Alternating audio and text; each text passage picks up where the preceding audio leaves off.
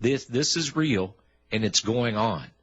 And they're getting ready. And, Bob, I said this from the outset. Forget backpack nukes. It's a red herring. Forget about biologicals being dropped. That is a red herring.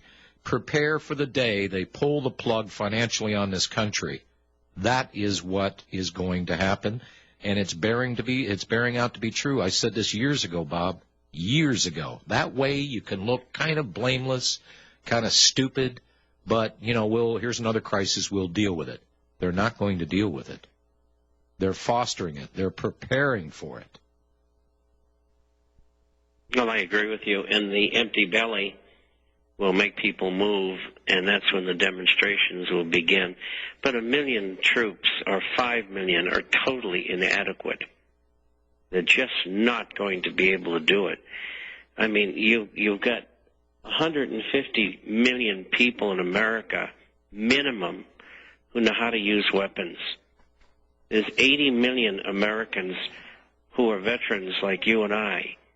And then there are 40 million who have been in combat, and some of them most recently. And there's no army in the world with 5 million men that wants to take on 150 million with 450 million weapons. I mean, you got to be kidding me. Even if their kill ratio is 20-1, they're still going to lose. And we're talking maybe UN forces, Blackwater, paid mercs, contingents from the U.S. military. They will all die. And that's just a fact. They are going to die if they do that. But they're all not going to do that. I'm not so much worried, Bob, about dealing with another, and I hasten to call it civil war for a lack of a better term. But what bothers me, as the chaos ensues in this country, who is licking their chops from outside of our borders that are eyeballing and will take advantage of the chaos here in this country? And if that does happen, any thoughts as to how a move might be made against the United States? Canadian Boy Scouts. The 100,000 people in the Mexican Army. Well, don't worry. I don't really think that Russia and China or anybody else wants the can of worms that's going to be sitting here. I think they've got enough of their own problems. And yes, we may have UN troops that come to America. And this program goes all over the world, like most of the programs I'm on. And all I can tell you is, foreign military people, if you come here in your blue helmets and you try to do things to American people, I will guarantee you will not return home. And that's not going to be by invitation, please stick around. You're going to go back in a box if they can afford one.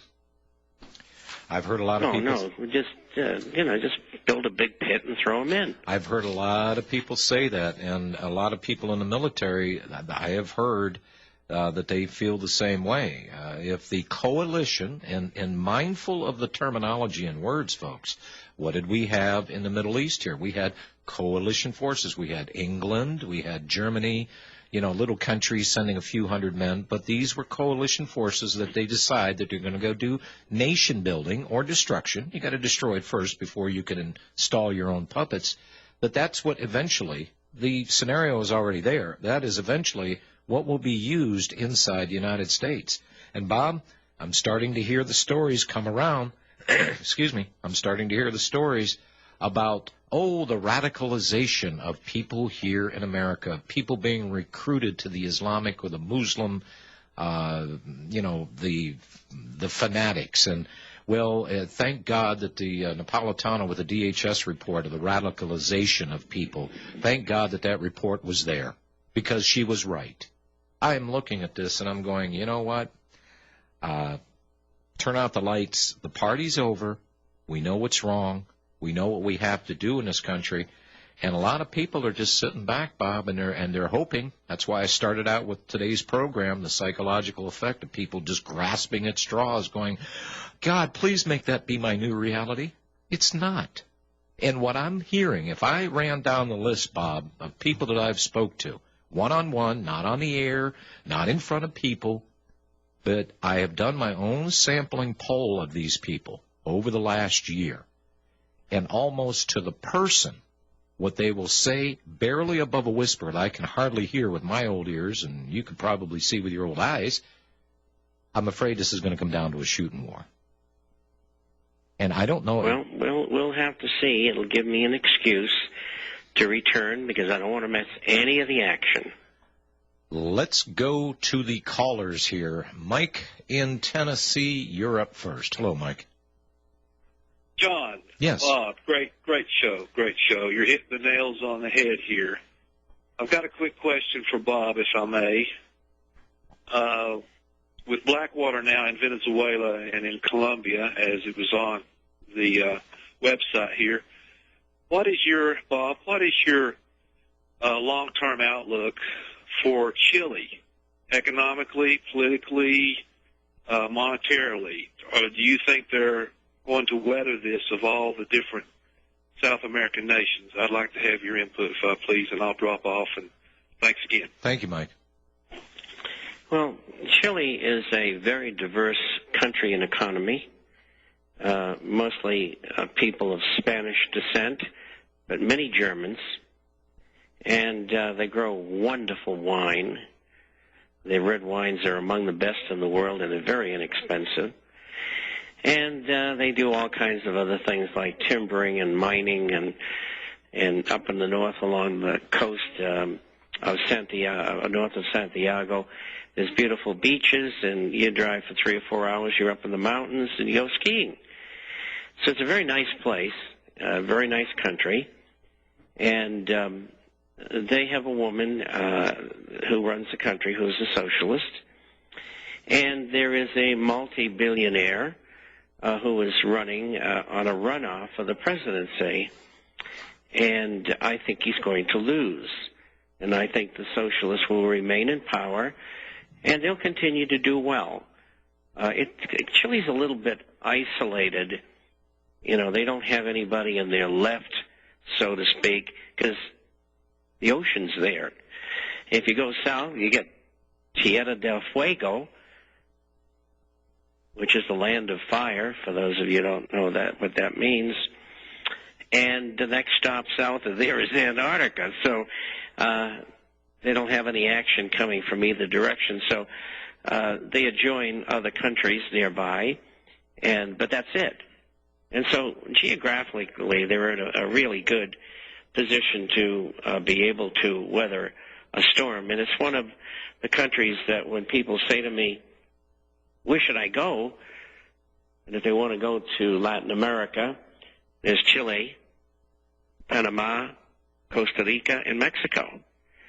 And those, I think, are the best places to go to because they don't have black water running around like they are in Venezuela and Colombia and other places. Those places don't have those problems. By the way, Go ahead. I was just going to mention here, the story that the gentleman referred to is up on the site, of all places, comes out of Pravda, and they're talking about Ecuador, Washington's new role going into Central and South America, and there's military agreements between Colombia and the United States. It was signed October 30th. And that meant the largest military expansion in Latin America by Washington. Now, forget what Ronnie Reagan did. This is even bigger.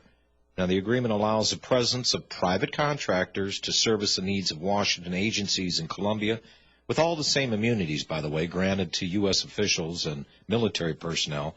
Now, that itself isn't new, but under the new agreement of the plan for Colombia, Washington used over 30 contractors for 10 years to perform military and intelligence work and espionage in Colombia.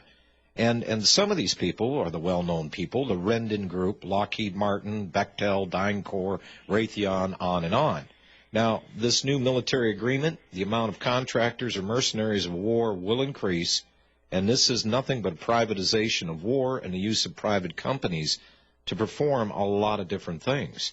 Now, this, and the reason why I mentioned what Barack Obama has been talking to the Pentagon, that, hey, I need a million more in the military, Well, if the job market isn't bad enough and people aren't starving and stupid enough to go into the military, are these going to be the private mercs that will be drawn into service? Because right now they can't deal with Armageddon here in this country and total chaos. You're right. There's enough guns that if something moves and it doesn't look right, well, I'm going to shoot it first and ask questions later. Where the hell is he going to get his million men? They know what's coming. We know what's coming. I'm trying to do my part to help stop it, Bob, but these megalomaniacs, these insane illuminists, are not going to stop. And it's just a matter of when and how they do it, not if.